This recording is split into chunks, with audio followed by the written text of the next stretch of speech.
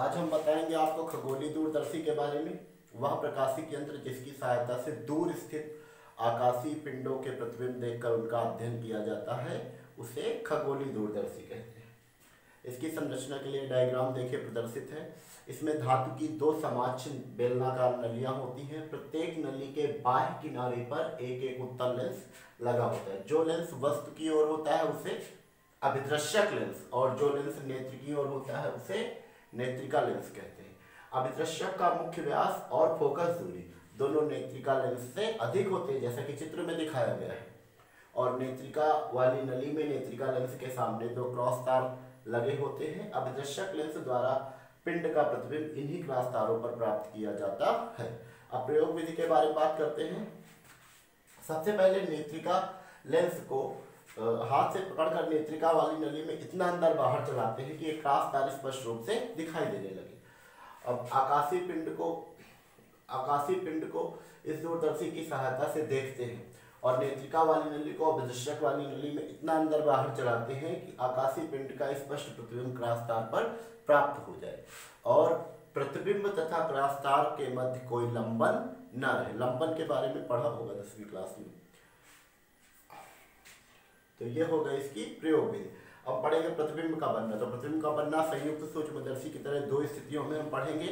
एक जब अंतिम प्रतिबिंब स्पष्ट दृष्टि की न्यूनतम दूरी पर प्राप्त हो और दूसरा जब अंतिम प्रतिबिंब अनंत पर प्राप्त हो। तो पहले हेडिंग हम पढ़ेंगे जब अंतिम प्रतिबिंब कहाँ प्राप्त हो, स्पष्ट दृष्टि की न्यूनतम दूरी पर। देखिए, जिस आकाशीय पिंड को देखना होता है ना, आकाशीय पिंड से आने वाली समांतर किरणें, क्योंकि पिंड अनंत दूरी पर होता है, अनंत से आने वाली किरणें एक दूसरे के समांतर होती हैं। आकाशीय पिंड से आने वाली समांतर किरणें अभिदृश्यक लेंस से अपवर्तन के पश्चात उसके फोकस तल पर मिलती हैं, है ना, जिससे पिंड का उल्टा और वास्तविक प्रतिबिंब a', b' प्राप्त होता है। अब नेत्रिका नली को इस प्रकार से समायोजित करते हैं आगे पीछे करके कि प्रतिबिंब a', b' नेत्रिका के प्रकाश केंद्र और फोकस के मध्य प्राप्त हो। ये प्रतिबिंब a', b' नेत्रिका के लिए वस्तु का कार्य करता है और इसका अंतिम प्रतिबिंब स्पष्ट दृष्टि की न्यूनतम दूरी पर a', b' प्राप्त होता है। अब आवर्धन क्षमता के लिए बात कर लेते हैं। तो देखिए, आवर्धन क्षमता के लिए इसकी डेफिनेशन होती है कि अंतिम प्रतिबिंब द्वारा निर्मित दर्शन कोण। यह है अंतिम प्रतिबिंब। देखिए a', b', तो इसके द्वारा बनाया गया नेत्र पर दर्शन कोण बीटा। अंतिम प्रतिबिंब द्वारा निर्मित दर्शन कोण और वस्तु द्वारा निर्मित दर्शन कोण अल्फा के अनुपात को खगोलीय दूरदर्शी की आवर्धन क्षमता कहते हैं। अर्थात m बराबर बीटा अपान अल्फा। यदि बीटा और अल्फा के मान बहुत कम हो तो बीटा के स्थान पर tan बीटा और अल्फा के स्थान पर tan अल्फा लिखा जा सकता है। तो हो जाएगा m बराबर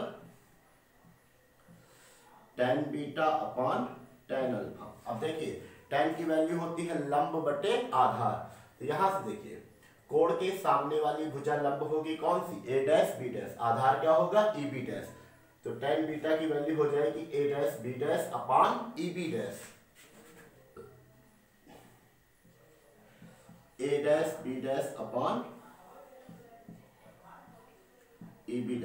अब हमको मान रखना है tan अल्फा का। तो देखिए, ये अल्फा बन रहा है, कोण के सामने वाली भुजा लंब यानी कि फिर से a', b'। इस बार आधार क्या होगा ob', है ना। tan अल्फा बराबर a', b' अपान ob'। तो ये हो जाएगा a', b' अपान ob'। जब हम इसको सॉल्व करेंगे तो a', b' से a', b' कैंसिल हो जाएगा, ob' ऊपर आ जाएगा और eb' नीचे आ जाएगा। तो ये वैल्यू मिल जाएगी हमारे पास m बराबर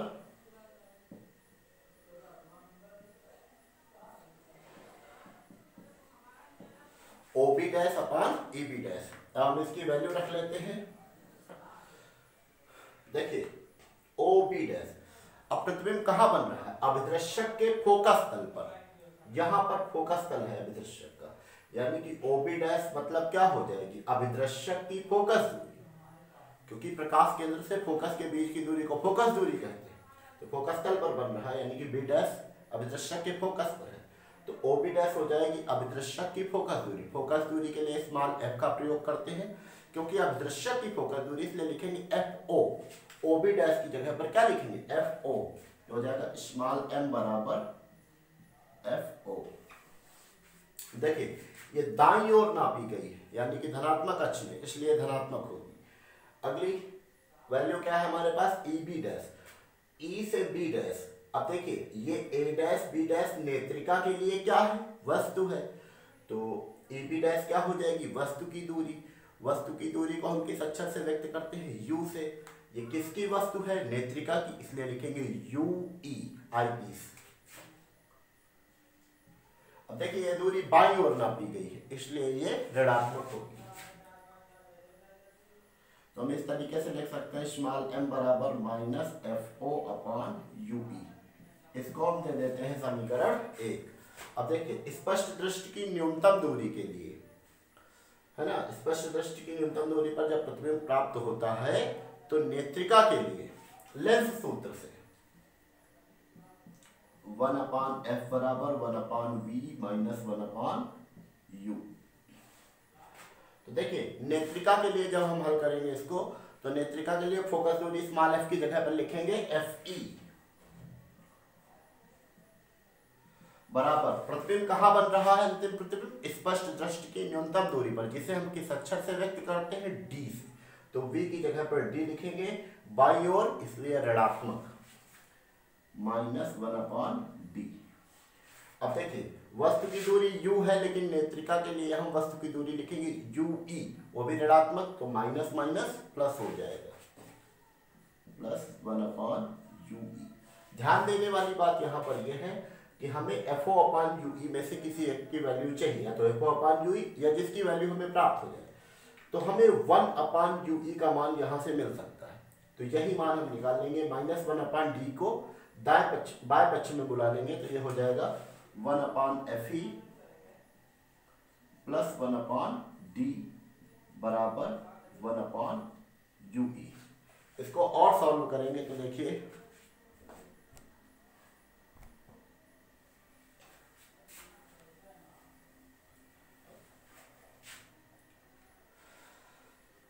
इसको हम क्या लिख सकते हैं? 1/UE बराबर, देखिए इसमें से अगर हम FE कॉमन ले लें, 1/FE कॉमन ले लें, तो क्या बचेगा अंदर?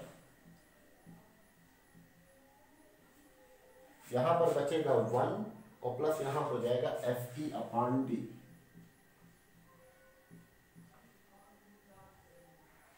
तो ये 1/UE का मान समीकरण 1 में रख देते हैं। तो समीकरण 1 में रखिएगा तो देखिए क्या मिलेगा? स्मॉल m बराबर, समीकरण 1 से स्मॉल m बराबर माइनस FO इंटू 1/UE। तो 1/UE की जगह पर ये पूरी वैल्यू हम रखेंगे, तो हो जाएगा इंटू 1/FE 1 प्लस FE/d। इसको हम क्या लिख सकते हैं? स्मॉल m बराबर माइनस FO/FE। FO का 1 में गुणा होगा तो FO/FE हो जाएगा 1 प्लस FE/d। ये हो गया खगोलीय दूरदर्शी की आवर्धन क्षमता के लिए सूत्र, जबकि अंतिम प्रतिबिंब स्पष्ट दृष्टि की न्यूनतम दूरी पर प्राप्त हो। बात कर लेते हैं दूरदर्शी की नली की लंबाई की। तो पिछले वीडियो में हमने आपको बताया था कि नली की लंबाई क्या होती है? दोनों लेंसों के बीच की दूरी होती है। तो इन दोनों लेंसों के बीच की दूरी यानी कि O और E के बीच की दूरी, तो इसको हम दो पार्ट में फिर से डिवाइड कर लेते हैं। OB dash plus EB dash, OB dash plus EB dash. अब देखिए O से B डैश के बीच की दूरी, क्योंकि ये जो है अभिदृश्यक का फोकस तल है, इसलिए OB डैश क्या हो जाएगी? अभिदृश्यक की फोकस दूरी। तो फोकस दूरी के लिए F, अभिदृश्यक की फोकस दूरी, इसलिए FO लिखेंगे। अब ये B डैश क्या है? नेत्रिका के लिए वस्तु है, तो EB डैश यानी कि नेत्रिका से वस्तु की दूरी, तो वस्तु के लिए U और नेत्रिका की वस्तु है इसलिए UE। तो दूरदर्शी की नली की लंबाई होगी इस स्थिति में FO प्लस UE। अब एक स्थिति इसमें और है कि यदि अंतिम प्रतिबिंब अनंत पर प्राप्त हो, तो उसके लिए हम क्या करेंगे? तो उसके लिए देखिए पुनः नेत्रिका के लिए यदि अंतिम प्रतिबिंब अनंत पर प्राप्त हो तो यहां से सिस्टम चेंज करेंगे हम। 1/Fe बराबर 1/v। देखिए प्रतिबिंब कहाँ बन रहा है? अनंत पर, तो v के स्थान पर हम अनंत रखेंगे, तो हो जाएगा 1/अनंत माइनस 1/u के स्थान पर क्या रखेंगे नेत्रिका के लिए? ue। और ऋणात्मक रहेगी तो माइनस माइनस प्लस हो जाएगा। अनंत से 1 में भाग दोगे तो 0 आ जाएगा। 1/Fe बराबर हो जाएगा 1/ue के। या हम लिख सकते हैं ue बराबर Fe। तो ue का मान समीकरण 1 में रखने पर हमको वैल्यू मिल जाएगी क्या? m बराबर माइनस FO अपॉन ue के स्थान पर क्या रखेंगे? Fe।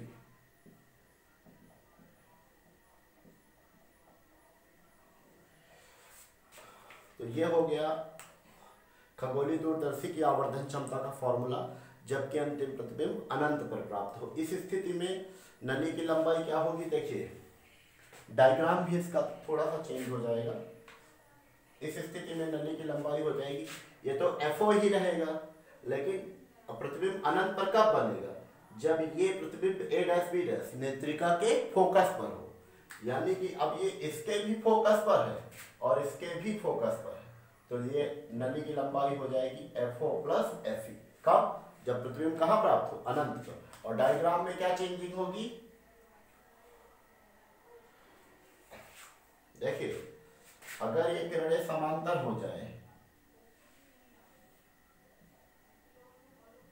ये कहीं नहीं मिलेगी, तो ये दूसरा फिगर हो गया। इस तरीके से खगोलीय दूरदर्शी खत्म हो गया। इसको आप नोट कर लीजिएगा।